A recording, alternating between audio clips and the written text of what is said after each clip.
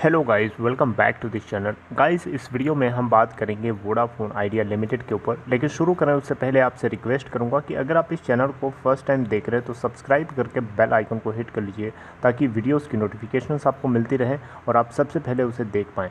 तो guys, Vodafone idea limited के अंदर हम लोगों ने ट्यूसडे को देखा था, एक तेज़ी देखने को मिली थी, लेकिन इतनी ज़्यादा भी तेज़ी नहीं थी, लेकिन तेज़ी थी। अगर आप देखें तो 9.50 की ओपन प्राइस के बाद 9.45 का लो बनाता है और 9.90 का हाई बनाता है, जबकि अपर प्राइस बैंड 10.50 का लगा था, लोअर प्राइस बैंड 8.60 का लगा था। 9.70 के ऊपर क्लोजिंग देता है, जो कि 1.57% ऊपर है अपने प्रीवियस क्लोजिंग प्राइस 9.55 के कंपेयर में। एनएसई पे टोटल वॉल्यूम ट्रेड करता है 200.5 मिलियन, यानी 20 करोड़ 5,57,398। डिलीवरी परसेंट है 31% के आसपास।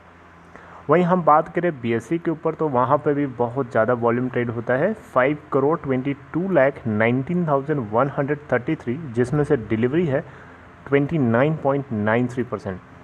मार्केट कैप देखें तो 27,758.39 करोड़ रुपए है। अब गाइस, यहाँ पे मैं आप लोगों से एक बातचीत करना चाहता हूँ। यहाँ पे बेसिकली आपको बताना चाहूँगा, वोडाफोन आइडिया लिमिटेड के अंदर एडजस्टेड ग्रॉस रेवेन्यू पर दो तरीके से फैसला सुनाया जाना है सुप्रीम कोर्ट में। ना सिर्फ वोडाफोन आइडिया बल्कि भारती एयरटेल और रिलायंस नहीं है यहाँ पे, Bharti Airtel and Tata tele services, इन तीनों कंपनीज़ को जल्दी से जल्दी ड्यू सुनाने की जल्दी से जल्दी जो है फैसला की ज़रूरत है। लेकिन इन तीनों कंपनीज़ में देखें तो सबसे ज़्यादा ज़रूरत है अभी इस समय वोडाफोन आइडिया को। यहाँ पे वोडाफोन आइडिया को इतनी ज़्यादा ज़रूरत है जैसे एक इंसान को जीने के लिए सांस लेने की ज़रूरत होती है। ऐसा आपको पता है क्यों?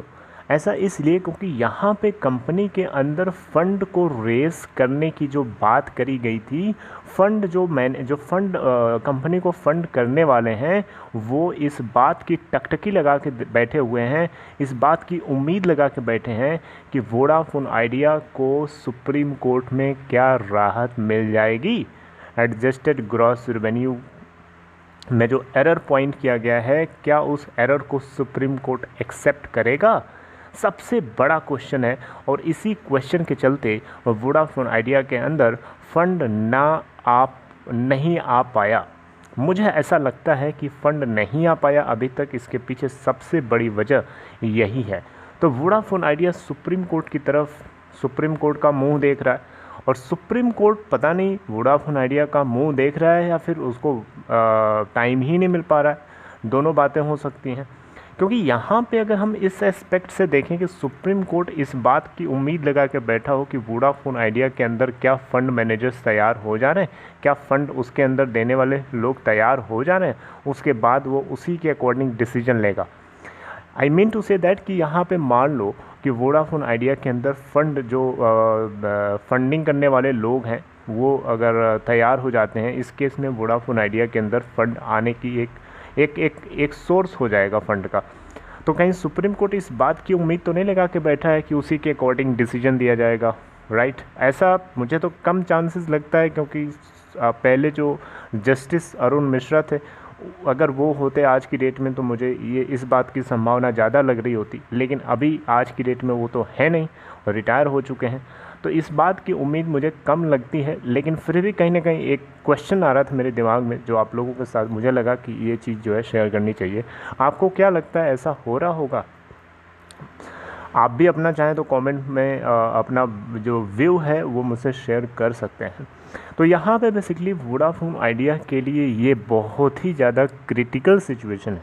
आपको बताना चाहूँगा, डिपार्टमेंट ऑफ टेलीकम्युनिकेशन यानी डॉट, यहाँ पे 7 तारीख यानी आज 7 अप्रैल 2021 तक इसको सुप्रीम कोर्ट में इस बात की रिपोर्टिंग करने के लिए कहा गया था कि ये एडजस्टेड ग्रॉस रेवेन्यू ड्यूज़ जो इनको 31 मार्च 2021 को मिलना था, उसको ये रिपोर्ट करेंगे, यानी उसके स्टेटस को रिपोर्ट करेंगे।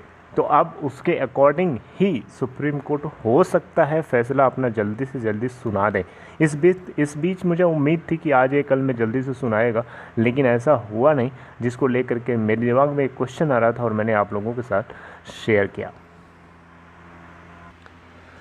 अब आप यहाँ एक क्वेश्चन पूछ सकते हैं कि वोडाफोन आइडिया के अंदर जो फ़ंड देने वाले हैं, जो फ़ंड इसको करने वाले हैं, वो इस बात की उम्मीद क्यों लगा के बैठे हैं कि सुप्रीम कोर्ट की तरफ से अगर कुछ राहत मिल जाती है रिकैलकुलेशन के अंदर, या जो एरर पॉइंट करी गई है उसको करेक्ट करने के लिए, तो उससे उनका क्या ताल्लुक़ है, क्या लेना देना। तो बड़ा सिंपल है कनेक्शन इसका, मुझे लगता है कि आप मेरी बात समझ जाएंगे। देखो, सिंपल सी बात ये है कि मान लीजिए जितने फंड करने वाले हैं इस कंपनी के अंदर, जिनसे कंपनी जो है क्लोजली बातचीत कर रही है, उनमें से मान लीजिए आप हैं अकेले, आप उसमें से एक हैं और आप वोडा आइडिया के अंदर फंडिंग करने जा रहे हैं। तो आप वोडा आइडिया के अंदर फंडिंग आपकी करने की क्षमता या करने की जो आपकी लगन है, जो चाहत है, जो इच्छा है, वो और डबल ट्रिपल हो जाएगी जब आपको जब आपको ये पता चलेगा कि वोडाफोन आइडिया को सुप्रीम कोर्ट की तरफ से एक बहुत बड़ी राहत दी गई है। ऐसा क्यों? ऐसा इसलिए क्योंकि आपको लगेगा कि आप जो इस कंपनी के अंदर इन्वेस्टमेंट करने जा रहे हो, जो आप इनपुट करोगे इस कंपनी के अंदर फंड को, वो कहीं ना कहीं आपके लिए सेफ़ है, आपकी डिग्री ऑफ सिक्योरिटी बढ़ जाएगी, राइट। तो कहीं ना कहीं फंड जो फंडिंग करने वाले लोग हैं, जो कंसोर्टियम है जिससे कंपनी क्लोजली बातचीत कर रही है, उनका सोचना अपनी जगह बिल्कुल भी सही है, गलत नहीं है। यहाँ पे सुप्रीम कोर्ट से इसके ऊपर फैसला देर से सुनाया जाना, ये अपने आप में बहुत बहुत बहुत बड़ा गलत है, क्योंकि यही अभी तक यही होता रहा है जिसकी वजह से कंपनी को इसके कॉन्सिक्वेंसेस को झेलने पड़े हैं।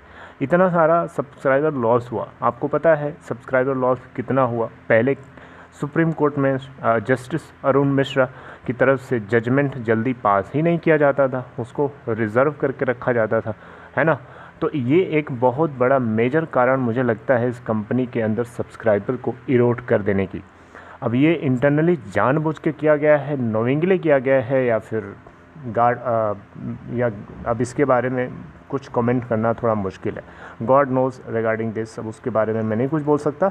लेकिन गाइज़, आप लोगों को बस ये बताना चाहूँगा कि यहाँ पे मुझे लगता है कि कंपनी के अंदर जो फंडिंग करने वाले लोग हैं, वो इस बात की उम्मीद लगा के बैठे हैं कि सुप्रीम कोर्ट रीअसेसमेंट और जो फर्स्ट इंस्टॉलमेंट इनकी जानी है फिस्कल ईयर 2023 यानी कैलेंडर ईयर 2022 के 31 मार्च से जानी है, राइट। तो ये दो बातें जो हैं वोडाफोन आइडिया के फेवर में निकल के आ जाती हैं, तो मान के चलिए कि वोडा आइडिया के अंदर फंडिंग आपको बहुत जल्दी ही आपको न्यूज़ पे न्यूज़ देखने को मिलेंगी।